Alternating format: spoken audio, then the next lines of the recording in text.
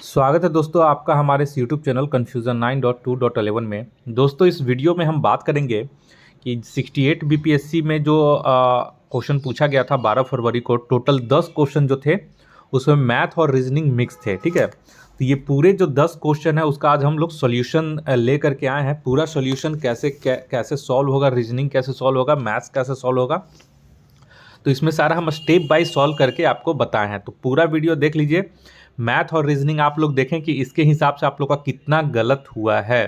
ठीक है, तो यहाँ पे हम लोग चल रहे, और इस बार का जो मैथ और रीजनिंग था वो बहुत ही आसान नेचर का था।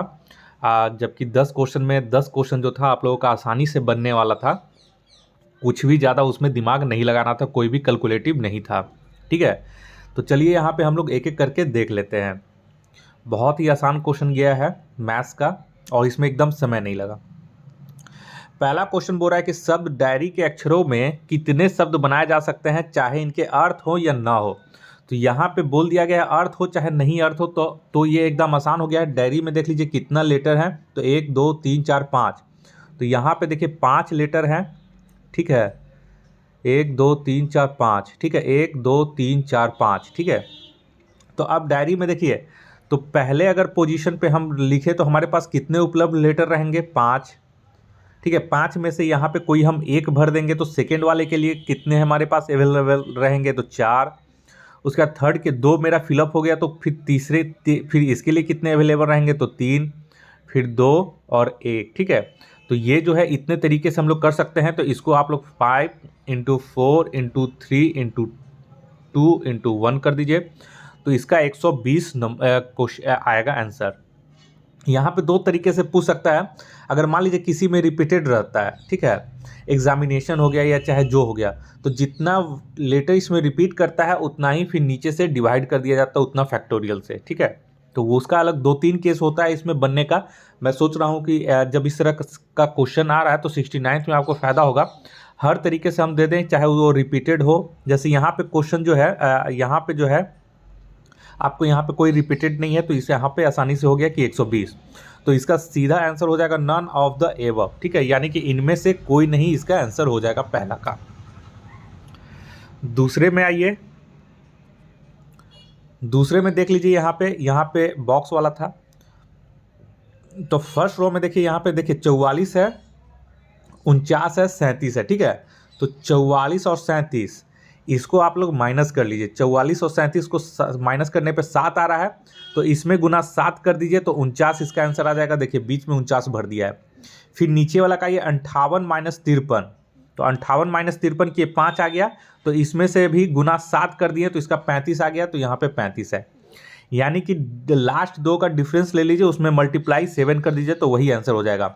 अब आइए 52 माइनस 41, तो 52 माइनस 41 11 हो रहा है, गुना 7 कर दीजिए तो 77 हो जाएगा, तो इसका आंसर 77 हो जाएगा। नेक्स्ट आइए तीसरे नंबर में। तीसरा नंबर बोल रहा है एक आयत का क्षेत्रफल 30 सेंटीमीटर स्क्वायर है और परिमाप जो है वो 26 सेंटीमीटर है। ठीक है, यहाँ पे परिमाप होगा, तो इसकी भुजाएं सेंटीमीटर में क्या होंगी, यानी कि लंबाई और चौड़ाई किसका आंसर निकालना है। तो ठीक है, लंबाई मान लीजिए L, चौड़ाई B मान लीजिए। तो यहाँ पे देखिए क्षेत्रफल है, यानी कि हम लोग जानते हैं लंबाई गुना चौड़ाई, यानी L इंटू B 30 हो गया। और परिमाप है, यानी कि 2 इसमें लंबाई होगा, 2 चौड़ाई होगा, तो 2 इंटू ब्रैकेट में L plus b equal to 26, 2 से 2 कट गया 13, यानी L प्लस बी हमारा 13 निकल गया। अब सिंपल से इसमें इसको सॉल्व करके आप ऐसे भी निकाल सकते हैं, या फिर आपको पता चल गया तो बाई ऑप्शन से भी मार सकते हैं 10 और 3। ठीक है, तो यहाँ पे ये दोनों को, यहाँ पे देखिए, यहाँ पे क्या कीजिएगा, या तो एक तरह से कीजिए, यहाँ पे देखिए L बराबर कितना कर दीजिए 30/B। ठीक है, यहाँ से L निकल जाएगा, L बराबर 30/B, और L के जगह यहाँ पे भर दीजिए 30/B plus B equal to 13। ठीक है, तो यहाँ से B का आंसर निकल जाएगा क्वाड्रेटिक इक्वेशन से, और ऐसे बाई ऑप्शन भी जाइएगा तो 10 और 3 इसका आंसर आ जाएगा। ठीक है, तो 10 और 3 आंसर आ गया। उम्मीद है इसमें आप लोग को कोई दिक्कत नहीं हुआ होगा। नेक्स्ट आइए 4 नंबर में। 4 बुरा, एक दुकानदार किसी वस्तु पर 10% की छूट देता है जिसकी अंकित मूल्य 400 है। यदि वह 10% GST लेता है तो उस वस्तु का अंतिम मूल्य क्या होगा। तो देखिए यहाँ पे सबसे पहले 400 है, तो छूट देने के बाद वस्तु का जो है वो कितना मूल्य हो जाएगा, सेलिंग प्राइस हो जाएगा। तो 400, 10% का छूट दे रहा है, तो 90/100 360 आ गया। इसमें फिर 10% का GST ले रहा है, यानी 360 गुना 110/100 यानी कि 396 इसका आंसर आ जाएगा। ठीक है, नेक्स्ट आइए 5 नंबर में। 5 कुछ नहीं करना है, ये बस नंबर से अरेंज किया था, आपको पकड़ना था। ठीक है, फास्टर को इस तरह से लिखा है। ठीक है, मॉन्ग को यहाँ पे ये कोड लिखा गया है। तो यहाँ पे हम लोग एक चीज देख रहे हैं कि देखिए एफ है यहाँ पे, तो एफ का देखिए कैसे लिया, एफ का देखिए नीचे उल्टा चलिएगा, उल्टा नंबर सिस्टम से चलिएगा।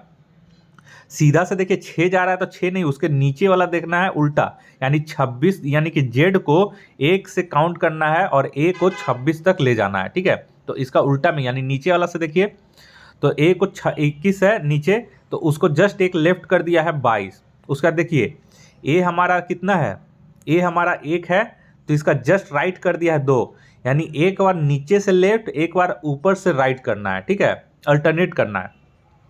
तो उसी तरह आ जाइए गाइड को कैसे लिखेंगे। तो जी है, तो हमारा देख लीजिए जी कितना है, तो 20 है। ठीक है, तो 20 है, तो नीचे से लेफ्ट कर दिए 1, तो 21 आ गया, यानी जी का वैल्यू यहाँ पे हमारा 21 आ गया। उसके बाद देखिए यू है, तो यू यहाँ पे देख लीजिए, यू हमारा ऊपर से राइट करना है 1, तो ऊपर में 21 है, उसका एक राइट कर दिए तो 22 हो गया, तो यहाँ पे 22 है। उसी तरह आई आइए, तो देखिए फिर से नीचे अल्टरनेट करना है, तो फिर से एक नीचे कर दीजिए, उसका एक लेफ्ट कर दीजिए, तो आई का 18 हो गया, एच का 19 हो गया, तो उसी तरह 19। डी का फिर से एक ऊपर करना है और एक राइट कर देना है, तो डी का 4 है ऊपर, तो उसका एक राइट ले लीजिए 5, तो 5। इसी तरह ई का 23, तो गाइड का जो था इसका सही आंसर ये हो जाएगा। ठीक है, 21, 22, 19, 5, 23। नेक्स्ट आइए 6 नंबर में। 6 नंबर में बोल रहा है कि रेशमा अपनी संपत्ति का 1/4 एक धर्मार्थ संगठन को दे रहा है। तो धर्मार्थ संगठन को 1/4 दे रहा है, तो x/4 मिल गया x में, तो शेष मेरे पास कितना बचा 3x/4, x - x/4 करेंगे तो 3x/4, और इसको 3 बराबर अपने संतानों में बांटना, 3 बराबर, तो भागा 3 कर दिए, तो x/4 x/4 x/4 तीनों को मिल जाएगा, तो यानी कि 1/4 तीनों को बांटना पड़ेगा संतान में। तो इसका तो बहुत आसान था, ऑप्शन ए हो जाएगा x/4, यानी कि 1/4। नेक्स्ट आइए, अच्छा नेक्स्ट यहाँ पे देखिए, नेक्स्ट एक जो है ये वाला रीजनिंग है। ठीक है, इसको हम लोग लास्ट में आएंगे, ब्लड रिलेशन का। ठीक है, इसको हम लोग लास्ट में करवाएंगे अभी।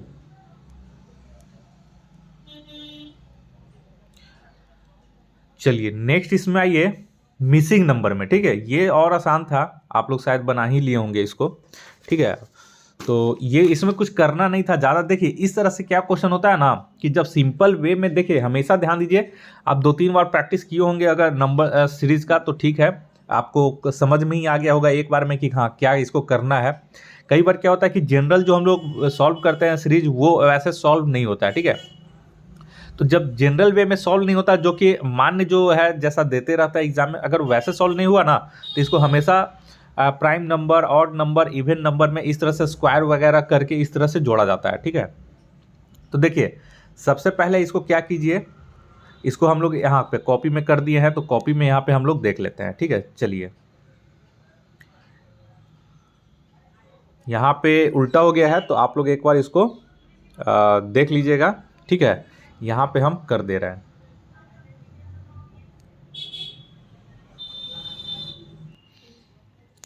चलिए यहाँ पे देख लेते हैं, देखिए इसको अच्छे से समझिएगा। ठीक है, देखिए 15, 20, 32, 62, 118, 248 दिया गया है।